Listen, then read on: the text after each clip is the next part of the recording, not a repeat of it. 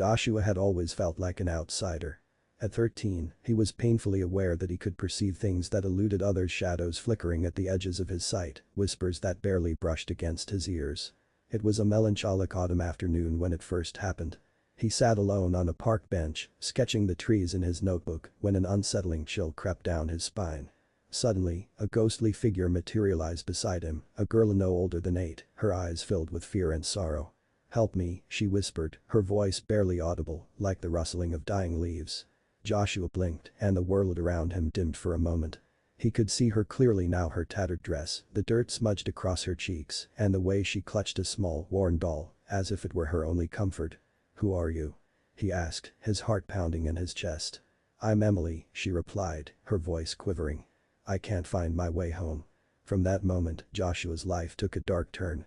He learned that his ability to see ghosts was both a gift and a heavy burden.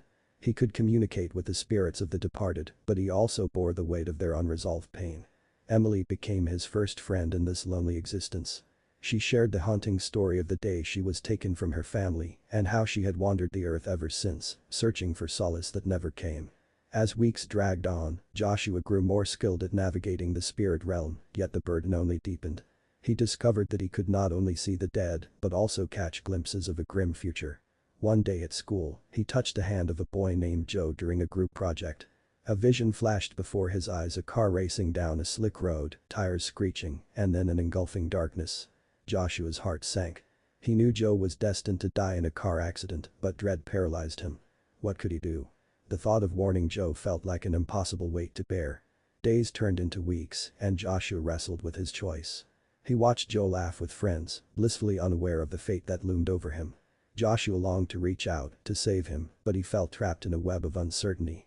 Meanwhile, Emily's presence lingered like a shadow, her spirit still lost and searching for peace.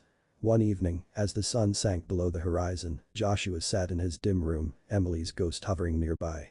"You have to help me," she urged, her eyes filled with desperation. "I don't want to be alone anymore." With a heavy heart, Joshua realized he could use his abilities to bring some semblance of peace. He began to research ways to help spirits find solace, poring over books filled with incantations and rituals that felt like a distant hope. He learned that the energy he possessed could bridge the chasm between the living and the dead.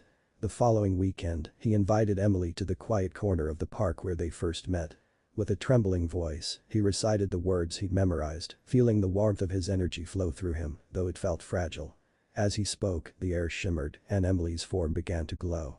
"Thank you, Joshua," she whispered, her face lighting up with a fleeting joy. "I can see my family now."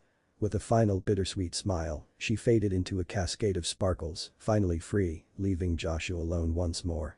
A rush of warmth and relief washed over him, but it was tinged with sorrow. He had helped Emily find her way, yet he felt the weight of loneliness settle back in. In doing so, he discovered the true purpose of his gift, but it was a purpose that came with a heavy heart.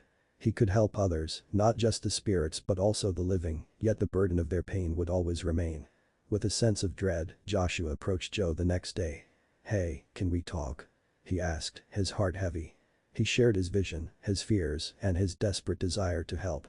To his surprise, Joe listened intently, his expression shifting from disbelief to understanding. "I'll be more careful," he promised, and together they devised a plan, but Joshua couldn't shake the feeling of impending loss. Over time, Joshua learned to embrace his ability, though it felt like a double-edged sword. He became a bridge between worlds, helping lost souls find peace while carrying the weight of their stories. His gift, once a source of fear and confusion, transformed into a bittersweet beacon of hope. As he walked through the park, the sun shining down, Joshua felt a hollow sense of belonging. He was no longer just a boy who saw ghosts, he was a protector, a healer, and a friend.